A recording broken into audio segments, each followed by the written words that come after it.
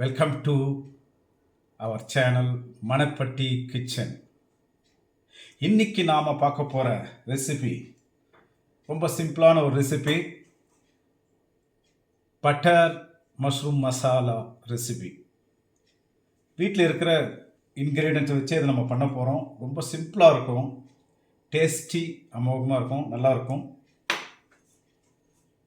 இது வந்து குழந்தைங்கலேருந்து பெரியவங்க வரைக்கும் சாப்பிட்லாம்.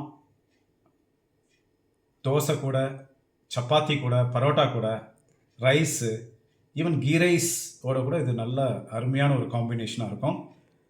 வாங்க நம்முடைய போகலாம். மஷ்ரூம் மசாலாவுக்கு தேவையான பொருட்களை நம்ம பார்க்கலாம். ஆக்சுவலாக 2 டைப் இதில் பண்ணணும். ஃபஸ்ட்டு வந்து மேரினேஷன் பண்ணுறதுக்காக வேணும், அது இந்த இடத்துல இருக்குது. அதே போல் கிரேவிக்கு தேவையான பொருட்கள் இங்கே இருக்கிறது. நான் ஒவ்வொன்றுத்தையும் உங்களுக்கு கிளியராக எக்ஸ்பிளைன் பண்ணுறேன். நம்முடைய மஷ்ரூம் மசாலாவுக்கு வந்து பார்த்திங்கன்னா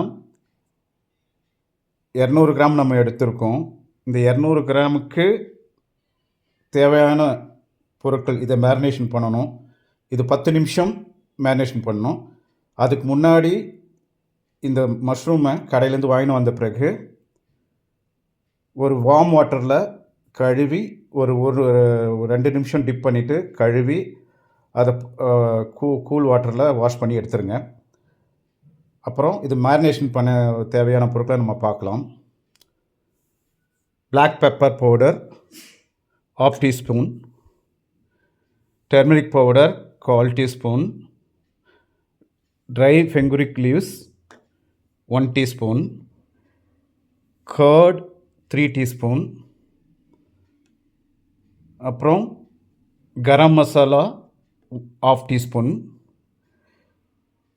தேவையான அளவு உப்பு, சால்ட்டு தேவையான அளவு போட்டு இதை நல்லா மேரினேட் பண்ணி நல்லா மிக்ஸ் பண்ணணும். மிக்ஸ் பண்ணி ஒரு 10 மினிட்ஸ் இதை மேரினேட் பண்ணி வைக்கணும். சரிங்களா? இப்போ கிரேவிக்கு தேவையான பொருட்களை நம்ம பார்க்க போகிறோம். எண்ணெய் 3 டேபிள் ஸ்பூன், மஞ்சத்தூள் 1/2 table spoon, coriander powder 1 table spoon, jeera 1/2 table spoon, பச்சை மிளகாய் 2 கட் பண்ணி வச்சுருக்கு, பட்டர் ஒரு 1 டேபிள் ஸ்பூன், கேஷ்யூநட் ஒரு 10-15, ஏலக்காய் 3, லவங்கம் 4, பட்டை ஒரு 2 பீஸு, அப்புறம் தேவையான அளவு ஒரு பிஞ்சுன்னு சொல்ல முடியாது, ஒரு கொரியண்டர், அப்புறம் ginger garlic paste 1 tablespoon, அப்புறம் Kashmiri chilli 1/2 spoon, medium size வெங்காயம் 2, ஒரு தக்காளி. இதுதான் தேவையான பொருட்கள் நம்மளுடைய கிரேவிக்கு. இப்போ நம்ம வந்து அடுப்பை பற்ற வச்சிட்டோம். அது மேலே ஒரு வானிலை வச்சுக்கோங்க. வானிலை வச்ச பிறகு எண்ணெய் வந்து 3 டேபிள் ஸ்பூன். நான் வந்து இந்த எண்ணெய் வந்து கடுகு எண்ணெய் யூஸ் பண்ணுறேன். பட் நம்ம வந்து கோகனட் ஆயில் இல்லை ரீஃபைண்ட் ஆயில் யூஸ் பண்ணலாம், ஒன்றும் பிரச்சனை இல்லை. 3 டேபிள் ஸ்பூன் ஊற்றியாச்சு. எண்ணெய் காயிட்டப்போ எண்ணெய் காஞ்ச பிறகு நம்ம வந்து மசாலா ஐட்டம் சேர்க்க போகிறோம். ஏலக்காய், பட்டை, லவங்கம், இது வந்து நம்ம ஃபஸ்ட்டு சேர்த்துக்கலாம்.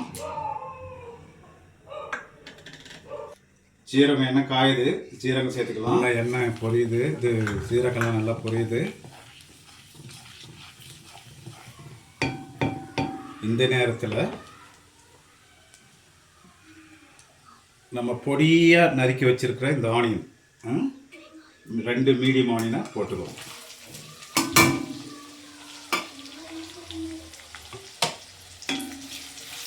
வெங்காயத்தை போட்ட பிறகு நல்லா வதக்கணும்.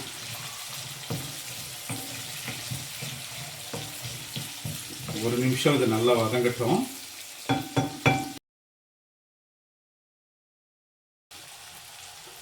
இந்த வெங்காயம் நல்லா கலர் சேஞ்ச் ஆகணும். சரிங்களா? கலர் சேஞ்ச் ஆகணும். கலர் சேஞ்ச் ஆன பிறகு அடுத்த ஐட்டங்களை நம்ம போடலாம். வெங்காயம் கலர் சேஞ்ச் ஆக ஆரம்பிச்சிச்சு. இப்போது 2 பச்சை மிளகாய் பொடியாக நறுக்கியிருக்கோம், அதை போட்டுக்கலாம்.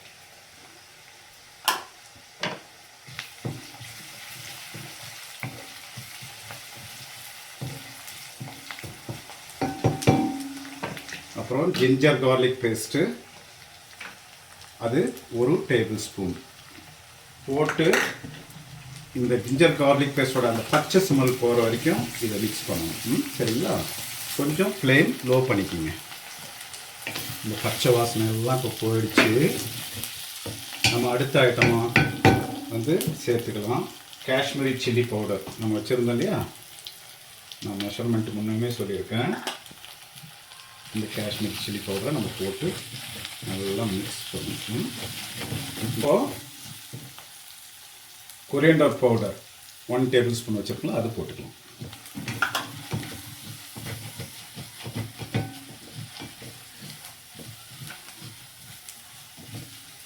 மஞ்சள் தூள் அது போட்டுக்கலாம். நல்லா மிக்ஸ் பண்ணணும். இப்போ இந்த நேரத்தில் கொஞ்சமாக, ஏன்னா அடி பிடிக்கும், அதனால் கொஞ்சமாக வாட்டர் போட்டோம்னா அந்த அடி பிடிக்கிறதுலேருந்து நம்ம இது பண்ணிக்கலாம். அடி பிடிக்காமல் எல்லாம் பாருங்கள், வாட்டர் போட்டோன்னு எல்லாம் அடி பிடிக்காமல் வெளியே வருது. சரிங்களா? கொஞ்சமாக இதாக பிடிக்காம இன்னும் கொஞ்சம் சேர்த்துக்கலாம். குக் ஆகட்டும். ஒரு 2 மினிட்ஸ் விடலாம். நேரத்தில் 2 நிமிஷம் ஆன பிறகு நம்ம டொமேட்டோ சின்னதாக கட் பண்ணியிருக்கோம் பாருங்கள், பொடியாக நறுக்குன்னா டொமேட்டோவை இதில் போட்டுக்கலாம். அப்புறம் மிக்ஸ் பண்ணுங்க.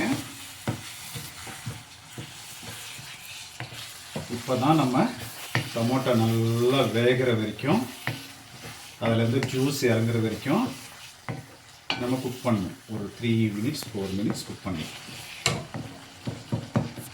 இந்த நேரத்தில் நம்ம தேவையான அளவு சால்ட் வந்து எடுத்துக்கலாம். ஏன்னா சால்ட் போட்டோம்னா டொமேட்டோ வந்து நல்லா குக் ஆகிடும். ஏற்கனவே நம்ம மேரினேஷனில் கொஞ்சம் சால்ட் போட்டிருக்கோம், அதனால் தேவையான அளவு மட்டும் சால்ட் போட்டுக்கணும். இப்போது ஹை ஃப்ளேம் பண்ணிக்கோங்க. நம்ம 2 டேபிள் ஸ்பூன் பட்டர் எடுத்து வச்சுருக்கோம், அதை போட்டுக்கலாம். இந்த பட்டர் போடும்போது ரொம்ப டேஸ்ட்டை வந்து அருமையாக கூட்டி கொடுக்கும். நம்ம குழம்பு மேரினேட் பண்ணி வச்சுருக்க மஷ்ரூமை அதுக்குள்ளே போட்டு சேர்த்துக்கலாம்.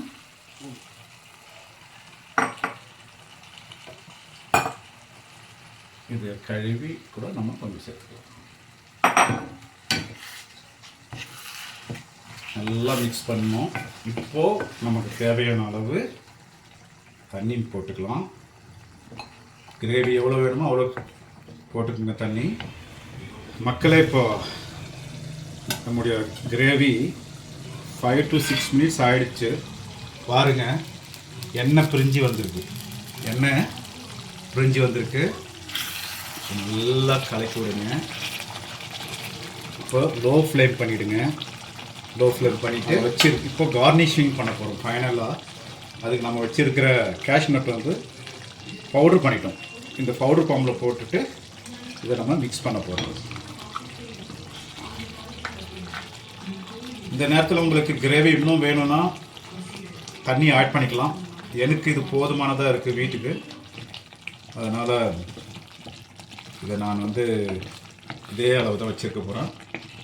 இதை போட்டு நல்லா மிக்ஸ் பண்ண பிறகு பொடியாக நறுக்கி வச்சுக்கிற கொத்தமல்லி அதை வச்சு கார்னிஷ் பண்ண போகிறோம்.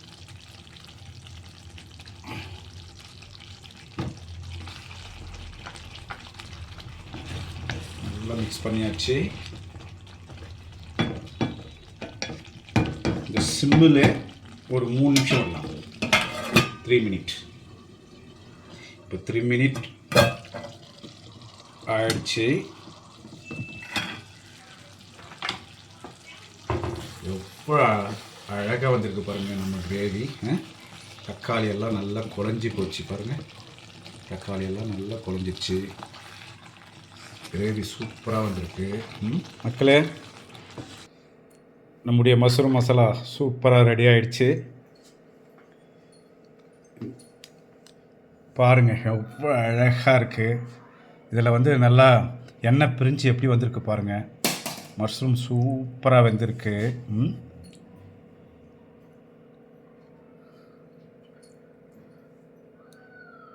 வெந்திருக்கு, நல்லா இருக்குது. கிரேவி நல்லா செஞ்சு வீட்லேயும் என்ஜாய் பண்ணுங்கள். லைக் பண்ணுங்கள், சப்ஸ்கிரைப் பண்ணுங்கள்.